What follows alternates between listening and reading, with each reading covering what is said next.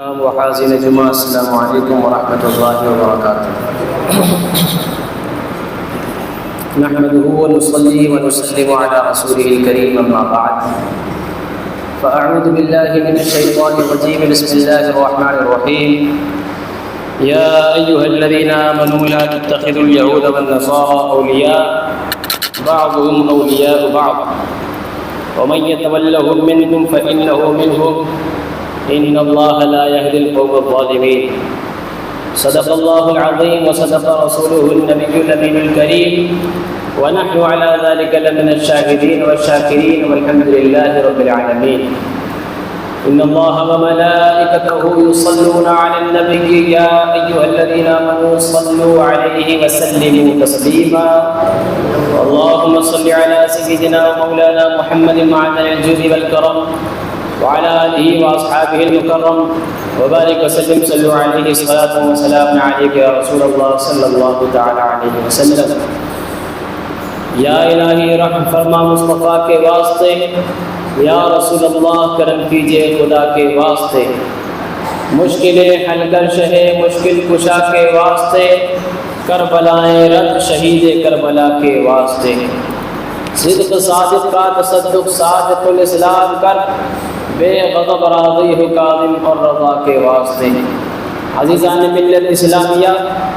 اللہ تبارک و تعالی نے قرآن مجید فرقان حمید میں ارشاد فرمایا، اے ایمان والو، یہود و نصارہ سے دوستی نہ کرو کہ یہ تمہارے دوست نہیں ہو سکتے۔ سیدھا آسان مفہوم یہ ہے کہ یہ اپنوں ہی کے دوست ہوتے ہیں، تمہارے دوست کبھی نہیں ہو سکتے۔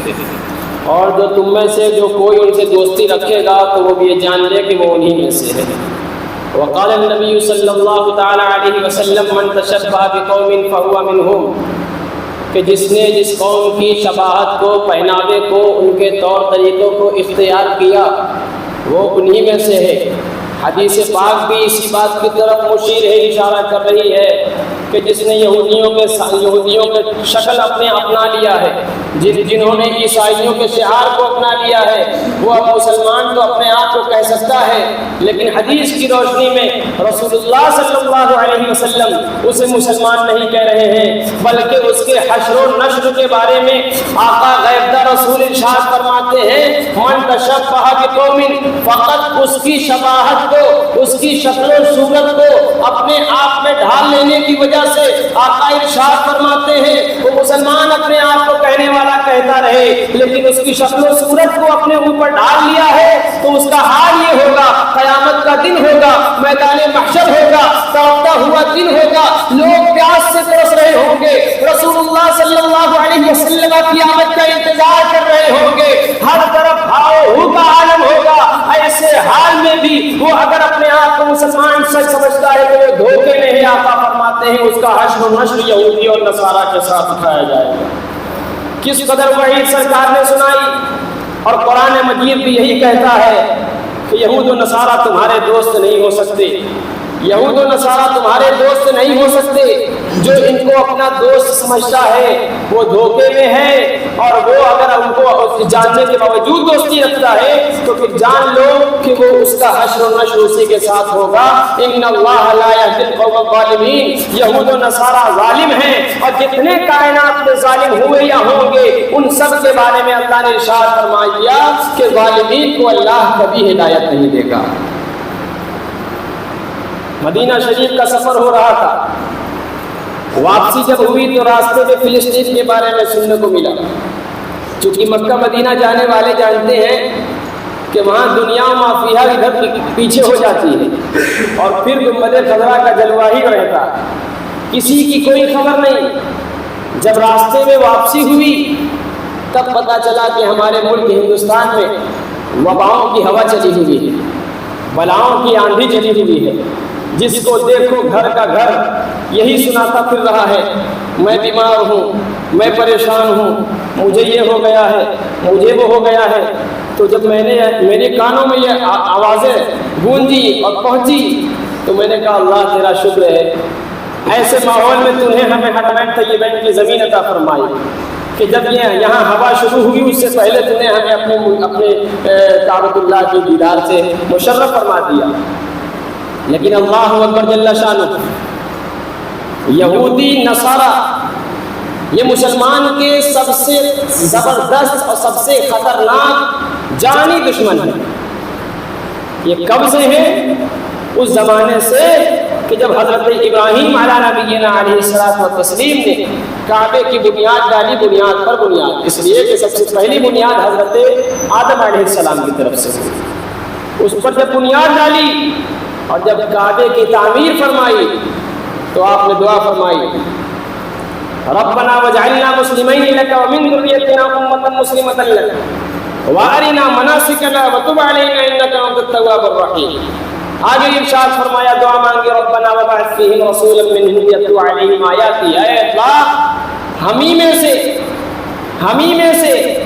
کوئی ایسا پاک ہم پر تلاوت کرنے والا،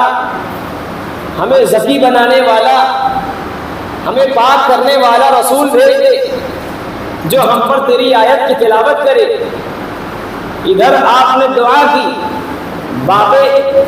اجابت سے ٹکرائی، اللہ کی بارگاہ میں قبول ہو گئی، اور آدم سے لے کر کے حضرت ابراہیم علیہ السلام تک یہ جو دعا چل رہی تھی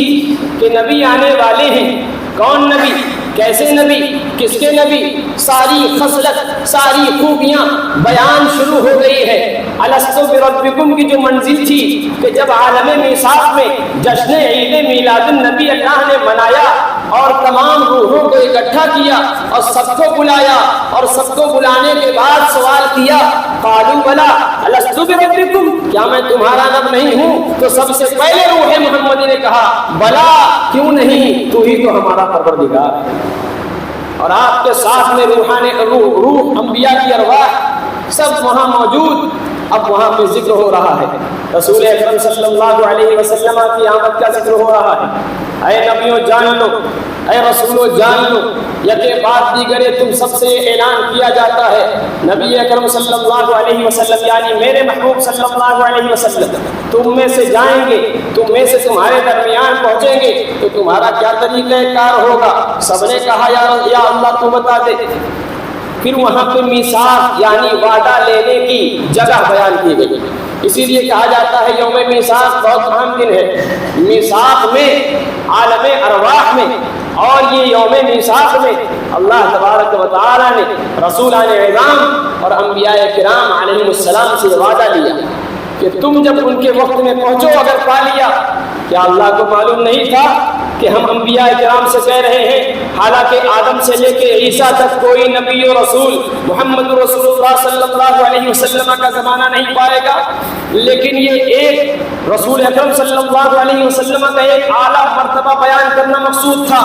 کہ دنیا والے جان لے کہ جب ہم انبیاء و رسولان اعظام کو اس بات کا عہد لینے کے لیے اکٹھا کیا ہے کہ جب تم میرے محبوب صلی اللہ علیہ وسلم کا زمانہ پاؤ تو اپنا کلمہ روک کر کے ان پر بیعت لاؤ، ان پر ایمان لاؤ اور ان کے کلمہ کو آگے بڑھاؤ، ان کی مدد کرو۔ یہی ہے قرآن میں اسی طرح سے بیان کیا گیا ہے، ان کے ساتھی بنو، ان کی مدد کرو۔ فقالوا اقررنا، سب نے کہا یا اللہ ہم اقرار کرتے ہیں، ہم اس وعدے کا اقرار کرتے ہیں، اور پھر اس کے بعد سب نے کہا فاشہدوا، ہم شہادت بھی دیتے ہیں۔ اللہ اکبر، اللہ تبارک و تعالیٰ نے ان کی شہادت پر بھی اپنی شہادت دی، کہا میں بھی شہادت دیتا ہوں۔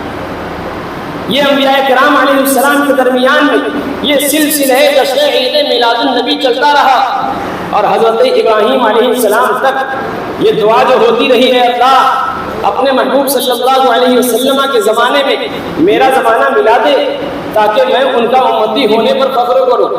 آدم سے لے کے عیسیٰ تک سب کی دعا یہی تھی، اور جو خصلتیں تھیں وہ نبی آئیں گے سب کے دلوں پہ راج کریں گے، جو خصلتیں تھیں کہ کعبۃ اللہ کو قبلہ بنائیں گے، جو خوبیاں تھیں کہ زمین پر رہتے ہوئے چاند کے ٹکڑے کر دیں گے، جو ان کے پاس اعجاز تھے کہ علی کے لیے نماز عصر کو واپس پلٹانے کے لیے سورج کی طرف اشارہ کر دیں گے، اور سورج بلا چون و چرا کہیں اور نہیں دیکھے گا بلکہ اشارہ مصطفیٰ پر گھومتا ہوا چلا آئے گا۔ نظام خدا ہے کہ جب وقت ہوتا ہے سورج نکلتا ہے، جب وقت ہوتا ہے سورج ڈوب جاتا ہے۔ دنیا کی کوئی بھی ایسی طاقت اللہ تبارک و تعالیٰ کے علاوہ کسی نے نہ دیکھی نہ سنی کہ دن اگر دن ہو، دن کا اجالا ہو تو لوگ کہہ دے رات ہو تو رات ہو جائے، کوئی پاورفل کہہ دے کہ رات ہو تو رات ہو جائے۔ نہیں، ہرگز ایسا نہیں ہے۔ پروردگار اللہ تبارک و تعالی کی قدرت کے بعد اللہ کی عطا سے رسول مختار صلی اللہ علیہ وسلم کو اللہ نے یہ طاقت و قوت دی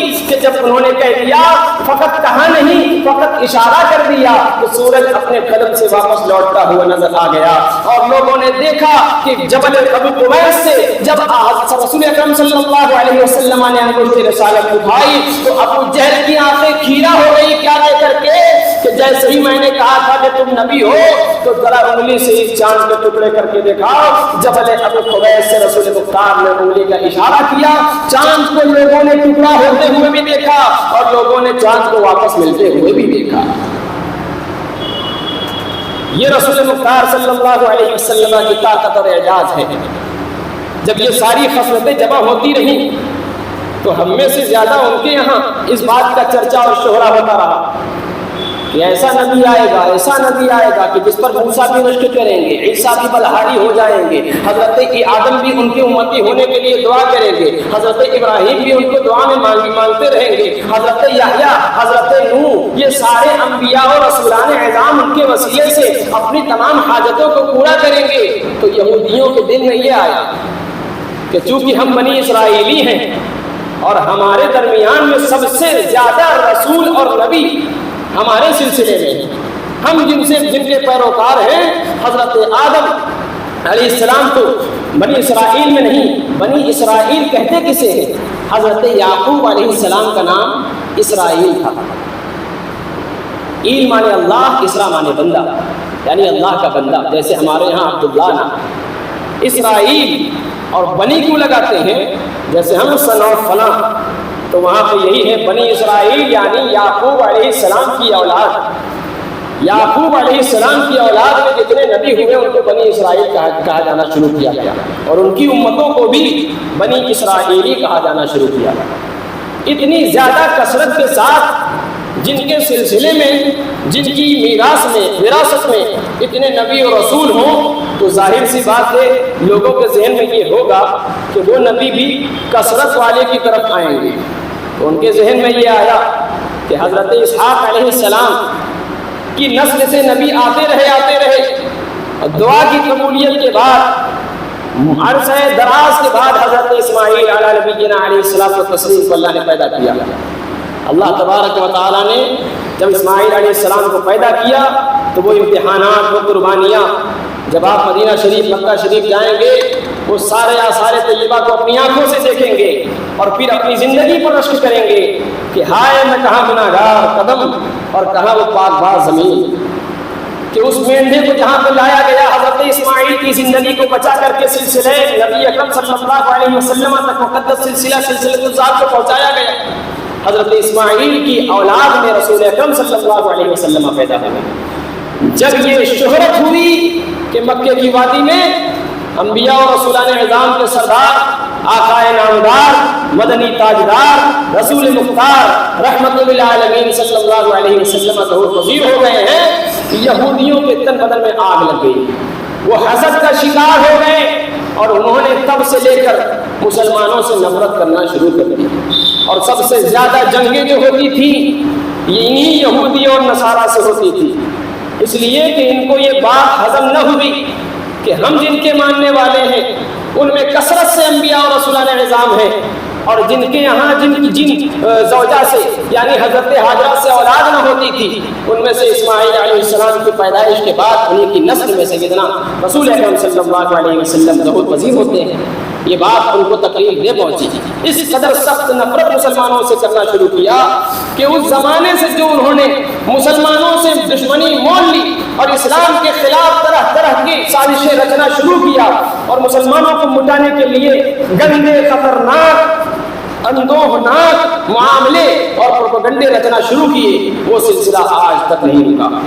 یہی وجہ ہے سبحان الذی اسری بعبدہ لیلا من المسجد الحرام، اسی میں آج ہے الذی بارکنا حولہ لنریہ من آیاتنا،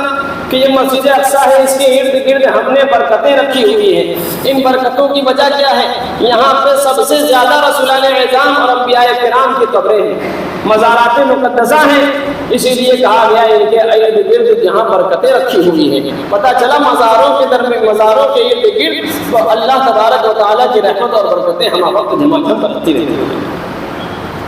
ان کو یہاں پہ جگہ نہیں ملی تھی. حضرت عمر سے لے کر جتنے جاباز جانشار اللہ تبارک و تعالیٰ کے پیارے محبوب کے ہاتھ پر بیعت کر چکے تھے، ان سب نے اپنی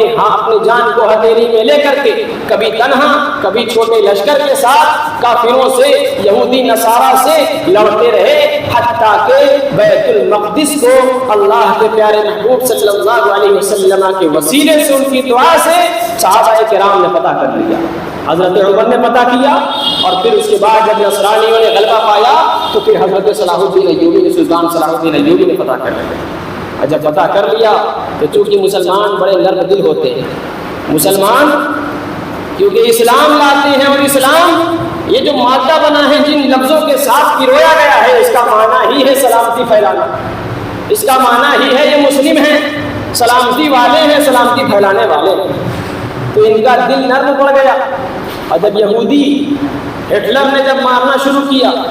طرح طرح سے ستانا شروع کیا اور ختم کر دیا، لوگوں نے اسے ظالم کہا، اور اس نے اپنے دماغ کے مطابق چند کو چھوڑ دیا تاکہ دنیا دیکھے، اور دنیا آج دیکھ رہی ہے. یہ ننگے بھوکے پیاسے، نہ ان کے بدن پر کپڑے تھے، اگر کپڑے تھے تو ایسے تھے کہ لوگ دیکھ کے دور ہٹ جائیں. ان کو پناہ دینے والے مسلمانان فلسطین تھے، جنہوں نے ان کی غربت کو، ان کی بیچارگی کو، لاچاری و مجبوری کو دیکھ کر کے اپنی زمین پر انہوں نے جگہ دی کہ تم یہاں رہ سکتے ہو، بس سکتے ہو. آج وہی حرام خور، نمک حرام، احسان فراموش قوم ہے جس نے مسلمانوں کے قبلہ اول، مسلمانوں کے قبلہ اول بیت المقدس سے لے کر کے مسلمانوں کی ہر جگہ پر قبضہ کرنے کی ناکام بلکہ کامیاب کوشش کر ڈالی. اب فقط ہمارے ذہنوں میں یہ بٹھا دیا گیا ہے کہ مسلمانوں، یہودیوں نے فقط فلسطین پر قبضہ کیا ہے، لیکن ہم دھوکے میں ہیں. یہودیوں نے حتی الامکان آدھی دنیا پر حکومت کر لی ہے. کیا وجہ ہے؟ مسلمان زمانے سے مارے جا رہے ہیں جب سے یہودیوں نے غلبہ پایا. یہ ننگے بھوکے یہودی، یہ عیسائی، جب انہوں نے گلے مل کر کے اپنے پاؤں کو مضبوط کرنا شروع کیا. لیکن آپ یہ جان لیں، انہوں نے جو طاقت پائی ہتھیاروں کے ذریعے سے نہیں پائی، بم بارود کے ذریعے سے نہیں پائی، بلکہ سب سے پہلے انہوں نے تعلیم کا دامن پکڑا. جب تعلیم کا دامن پکڑا تو ان کو ایک منشور مل گیا، گوہر مقصود مل گیا، ایک ٹارگٹ مل گیا کہ جب ہم ان تعلیم کی روشنی میں چلیں گے تو ہمارا راستہ خود بخود صاف ہوتا ہوا نظر آئے گا. یہی وجہ ہے ان کے یہاں انجینئر پیدا ہوئے، ڈاکٹر پیدا ہوئے، ماسٹر پیدا ہوئے، ان کے یہاں عہدہ دار پیدا ہوئے. جب عہدہ دار پیدا ہوں گے اور ہمارے علاقے میں کوئی نہ ہوگا تو ہمیں تو مجبوراً ان کو بلانا پڑے گا، اپنے یہاں ان کو جگہ دینی پڑے گی. انہوں نے تعلیم کا دامن پکڑا اور مضبوطی سے تعلیم کا دامن پکڑ کر کے فلسطینیوں کے سینوں پر راج کیا. اور آج مسلمانوں نے فلسطین گہار لگا رہے ہیں، اپنی مظلومانہ آواز کو پکار رہے ہیں. لیکن دنیا اسلام میں کچھ ایسے ممالک ہیں جو بالکل خواب غفلت کا شکار ہیں، آرام سے جس طرح استراحت پر آرام کر رہے ہیں، سو رہے ہیں. ان سے ہم سے کوئی مطلب نہیں ہے. وہ بار بار فقط ایک رسم و رواج کے طور پر حدیث رسول اللہ صلی اللہ علیہ وسلم ہمارے زبان تک رہ گئی ہے، اس کا ہماری زندگی میں عمل دخل نہیں ہے. وہ کیا ہے کہ سارے مسلمان ہاتھ پنجے کی انگلیوں کی طرح ہے. اگر اس میں جسم کے مانند ہیں، اگر دائیں ہاتھ کو تکلیف پہنچتی ہے تو اس کا درد بایاں والا بھی محسوس کرتا ہے. سر میں اگر تکلیف پہنچتی ہے تو اس تکلیف کا اثر اس کے پاؤں تک پہنچتا ہے. پاؤں بھی اس بات کو محسوس کرتا ہے کہ میرے ساتھی، میرے دوست، میرے بھائی، سر کو تکلیف ہو رہی ہے. یہ حدیث فقط بیان تک رہ گئی، ہمارے کانوں تک رہ گئی، ہمارے زبانوں تک رہ گئی، نہ ہمارے دلوں پر ہے، نہ ہمارے دماغ میں چڑھی ہوئی ہے. جبکہ اس حدیث کا مقصد یہ تھا مسلمان آپس میں اس حدیث کی روشنی میں اپنی زندگی کو بہتر سے بہتر گزارنا شروع کریں.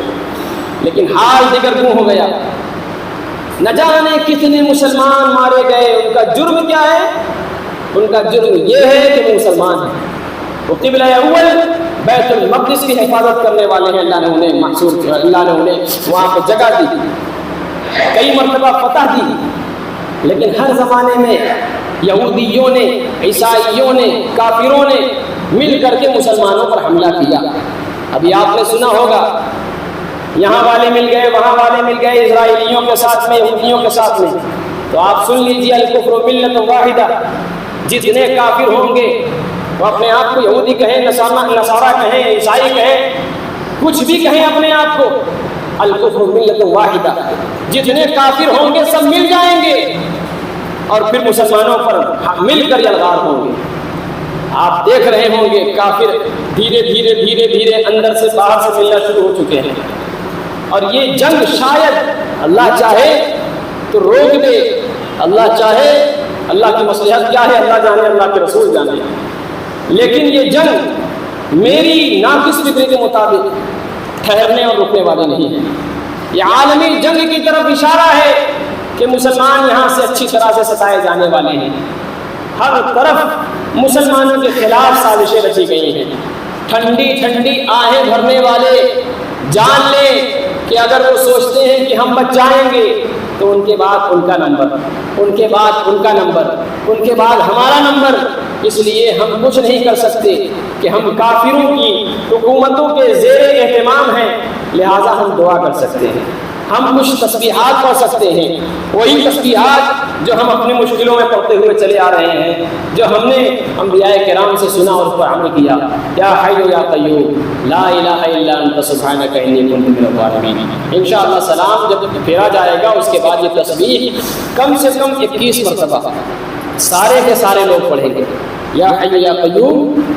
لا الہ الا انت سبحانک انی کنت من الظالمین، ان کے حق میں دعا کریں گے، نہ صرف جمعہ بعد بلکہ آپ اپنی ذاتی دعا میں، پرسنل دعا میں ان کے لیے اور ہر مسلمان مظلوم کے لیے دعا کریں، جو شہید ہوئے ان کے درجات کے لیے، ان کے لواحقین کے صبر کے لیے دعا کریں۔ طارق بن زیاد کا زمانہ تھا، بہت چھوٹا لشکر تھا، بہت چھوٹا، تو مسلمان اس وقت دیکھا انہوں نے کہ سامنے ہمارے بہت بڑا لشکر ہے، لاکھوں کا لشکر ایک طرف اور 10,000 کا لشکر ایک طرف، تو وہاں پہ ان کے ساتھیوں نے بھی یہی دیکھا تھا کہ سامنے بہت بڑا لشکر ہے،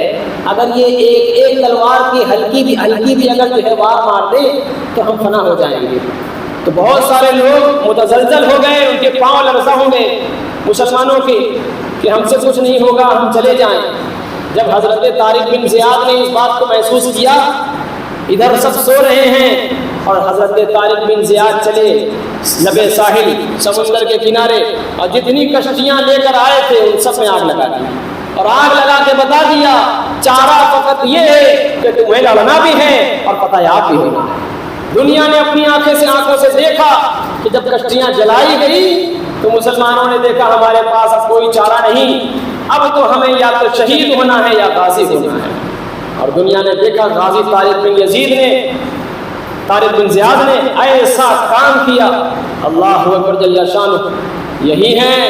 فاتح بیت المقدس وغیرہ کے ارد گرد کے تمام علاقوں کے فاتح، حضرت خالد بن ولید، سلطان صلاح الدین ایوبی۔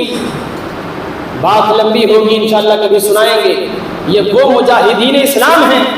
جنہوں نے کھانا نہ کھایا،